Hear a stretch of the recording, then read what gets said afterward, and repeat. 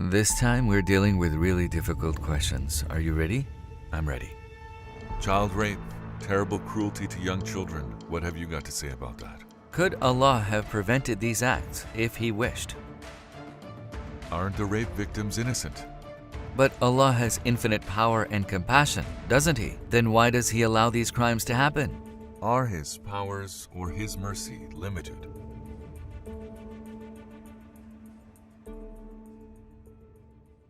Welcome to Crosstab Query. You've been on this show before. Yes. You're familiar with the rules then. On this show we're asking some tough questions. Are you ready? I'm ready. How do you reply to people who claim injustices, atrocities, and even rapes prevail in the world? If, as you say, there had been a creator, then he would have intervened in these crimes. Firstly, we can say this is not evidence of the absence of a creator. It doesn't prove there's no God. Why? Because these matters of the will of the creator. Why doesn't he prevent the persecution? Or why does he prevent the persecution? This is willpower. Therefore, it's not a matter of proving the absence of the creator. We must accept this fact. I compare it to someone not liking a feature on a phone. They might say, no one crafted this, no one created this. Take this example. Someone who looks at the universe and says that there is no creator is using an irrational inference. Then why doesn't Allah come up with a solution? The thing is, He came up with a solution with the Quran and Sunnah. We can see the solution. First, let's accept this. It's about the free will of people. They turn to crime. The Quran already guides individuals. It gives moral guidance about which acts are right and wrong. For instance, killing the whole of humanity when one person is killed. As another example, when we see someone who's starving, we must follow the rule of zakat. If a person does not follow the rules offered by Allah, they are guilty. Allah has already offered us the rules through the Quran and Sunnah. Therefore, if a sincere person examines this, it's clear that those rule breakers are the culprits. But doesn't the Creator you speak of have infinite power and compassion? Then why doesn't He intervene? Instead, He allows it? Are His powers limited or His mercy? The main issue here is not power or compassion. It's also a matter of wisdom. In any case, Allah has compassion because it is Allah who gives us compassion. Allah who gives us maternal compassion. Allah makes us look at these outrages with pity, which includes compassion.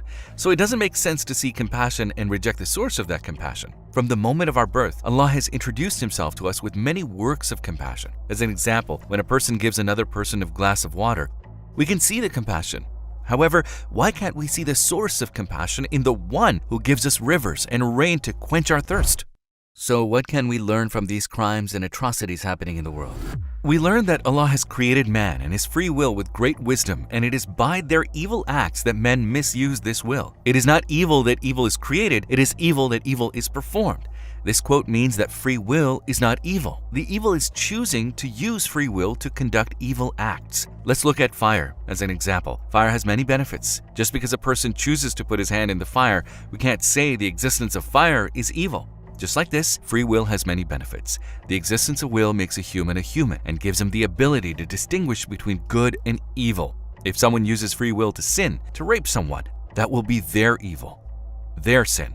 Otherwise, the existence of will and the existence of man cannot be called evil. There's great wisdom in this, as there are great benefits in Allah's creation of free will in man. Just because of the wickedness of a minority, we can't call free will evil. We say that these people are evil. I don't quite understand your answer. Let me give you an example. There are many benefits to making a knife and having a knife, but if a person uses a knife to kill someone, we can't infer that a few people have been killed. So it's evil to make a knife, and the one who makes a knife is a terrible person.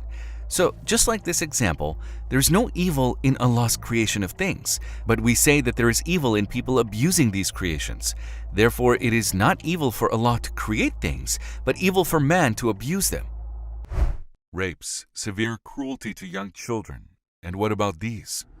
As we have just given in the examples, there's no evil in Allah's creation. Each person is responsible for their choices. For example, it is not evil for Allah to create lustful feelings. A lot of good comes from this. There are many benefits, such as people getting married, ensuring happiness between them, and building family relationships. But it is the will of a person to abuse this lustful feeling by perpetrating a rape, committing evil, makes it his evil. So what do we learn from this example? It is not evil for Allah to create these feelings. There are many benefits, but choosing to use it for evil makes it that person's responsibility and their evil. Yes, what you said makes sense. So aren't the rape victims faultless? Why be upset about the troubles of characters in the middle of a movie when we know there's a happy ending? We wouldn't. Why? Because we know the end. For example, a person has a nightmare which feels like it lasts for many years. When they wake up from this dream, 1 cup of water can remove all of the distress. Just a glass of water. In real life too, people can suffer severe problems, but when they have a nice dream, someone can forget their real life troubles. How can Allah, that who can remove our troubles with a simple dream, not ensure that we will forget the troubles of this life with the eternal reward of heaven? For someone who knows the hereafter and knows about heaven, the troubles in this world will seem trivial. Well, I understand, but couldn't Allah have prevented these outrages? Couldn't Allah have prevented the rapes? Of course He can prevent it, but we said that Allah's judgment is absolute. Accordingly, He always does the most valuable and logical thing. Otherwise, courts and trials would completely disappear. Because when a person tried to do evil, they would be prevented. Imagine that someone attempts to stab someone, but the knife doesn't go in. Another instance, a bullet that someone shoots deflected away from the victim. If miraculously all crimes are prevented, there will be no such thing as trials. If all crimes are prevented, evil and good spirits will be the same. For example, one is a rapist, the other is a person who does a lot of good. But since the will is disabled, these souls will become equal on the same level. Coal-spirited and diamond-spirited people would not be distinguished. As an example, would you like to be on the same level as a rapist? The justice system separates us from wrongdoers. If it weren't for this test of right and wrong, everyone would then be equal. In this situation, that would be an utterly unwise matter. And because Allah is the absolute judge, He will not intervene. I have one last question. Wouldn't the world be a better place without pain? As you said, there's a place called heaven, but when we imagine this world as heaven, we ask, why are there calamities? Couldn't it be a better place? But the place we have mentioned is Jannah. The world is a training ground for going to Jannah. In the training field, of course, there will be tests. As a result of these tests, we can progress spiritually. If we look at this earth as a place where we can develop ourselves.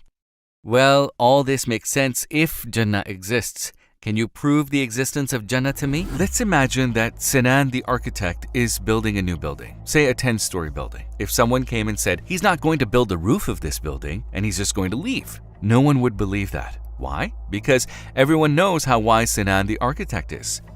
It doesn't make sense for him to build this building and leave it without a roof. Just like this example, there are endless examples of the wisdom of Allah in the universe, where He has no waste. Therefore, it's nonsense to think that He wouldn't connect this world with the roof of the hereafter. Just like we say about Sinan the architect, such a wise person won't do that. He won't leave this job without making the roof. After seeing all His wisdom, it's impossible for Allah to leave this world without a roof. It's certain that He connects this world to the hereafter. And it's certain that He punishes wrongdoers there and rewards the oppressed. In other words, the continuation of the world will come the hereafter.